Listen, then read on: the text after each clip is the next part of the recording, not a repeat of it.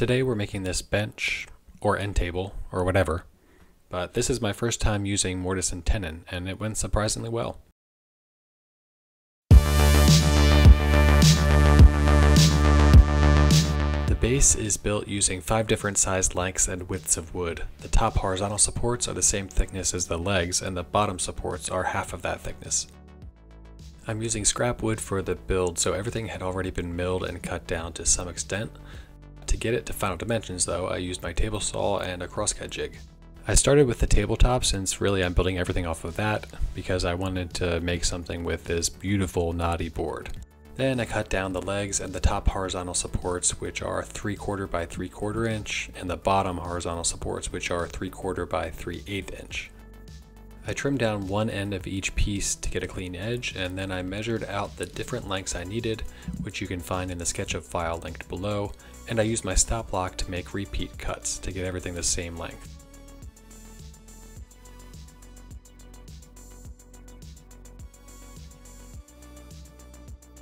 Finally, I used a stop block and a crosscut jig to cut tenons onto all of the stretcher pieces.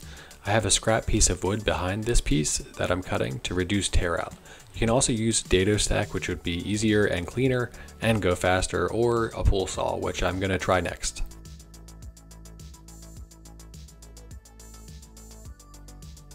Next, I measured out all the mortises. There are 2 on the tops of each leg that abut each other, and then about 1/4 of the way up from the bottoms there's 2 more. I have this handy marking ruler which makes things extra easy.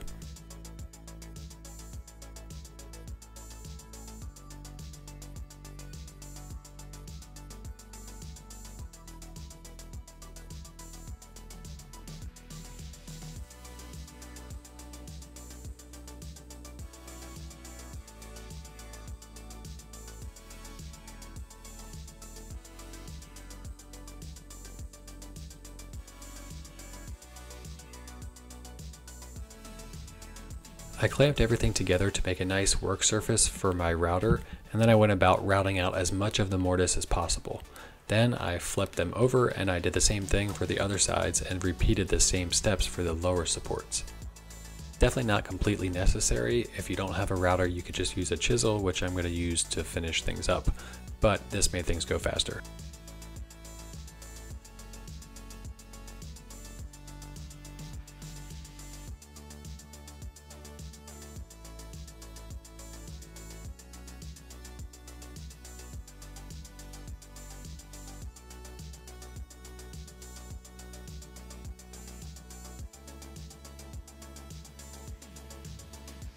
I used a chisel to remove the rest of the material.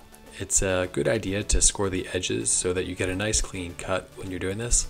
It's also smart to sneak up on your intended mortise size, as it's much easier to remove more material than it is to add some back to get a nice snug fit.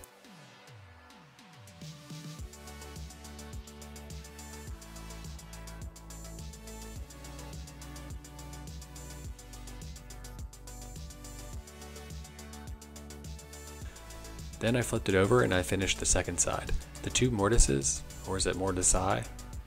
I don't know. Anyway, the 2 mortisi connect, so take your time with the second one so that you don't break the weakened interior corner of the leg. This was really satisfying. Just make sure that you have a sharp chisel, as it'll be much easier. Also, it's easier to use hardwood like this than it is to use pine, which I find just smashes when you try to chisel through it. Since the mortisi overlap each other, the tenons have to be notched so that they can fit and they don't press into each other when you're putting them in. I just did this with a handsaw. It worked really well. Once I had everything dry fit, I went back and numbered all of the mating pairs so that I could go back and put things together quickly during the glue up.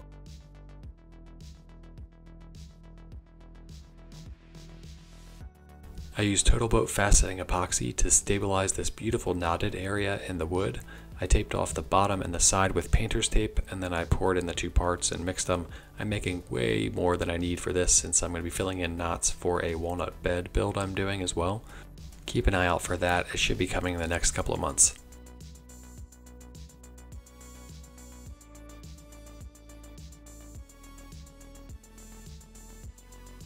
After the first pour cured, I did a second pour to fill another small crack on the side. If you want, you can also use pigment or even wood dust to tint the epoxy, but I wanted to be able to see into the crack once this was polished, so I didn't do any of that.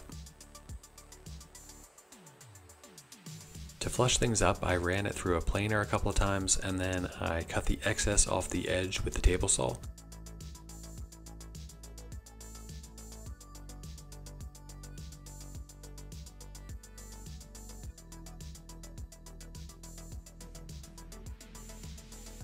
I also used the table saw to cut a recess in the bottom of the seat, which is going to add a nice bit of drama to the piece.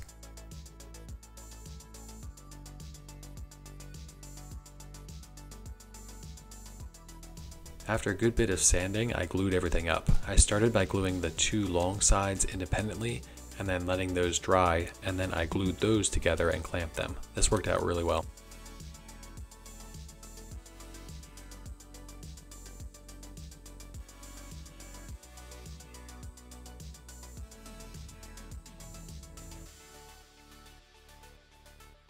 I flushed up some of the joints with my hand plane, and then I filled any small cracks that existed with a mix of sawdust and wood glue.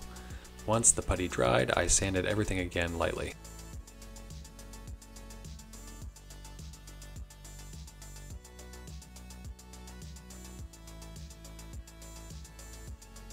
For the finish, I thought I'd try out Maker Brand's Simple Finish with beeswax. This stuff is a little bit pricey, but it was really nice to work with.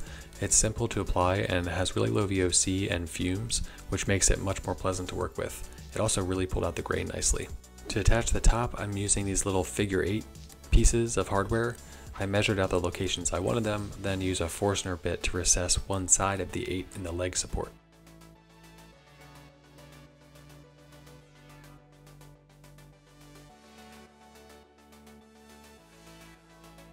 Then I screwed those in. Next, I flipped it over and I screwed in the other side of the 8 into the seat. These are actually my favorite solutions for attaching tabletops so far. They're really easy and clean and really cheap.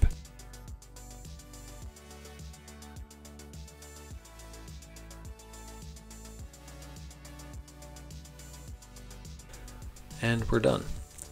Considering this is my first time using Mortise and Tenon joinery, I'm pretty happy with how things turned out. It's also amazing how much wood putty can hide small imperfections. The finish and epoxy really pulled out the beauty of this piece of wood. I find myself actually sitting on the floor in front of it, looking at it, rather than sitting on it sometimes. Anyway, if you enjoyed this, hit the thumbs up and subscribe as always, and I'll see you in the next episode. Ciao.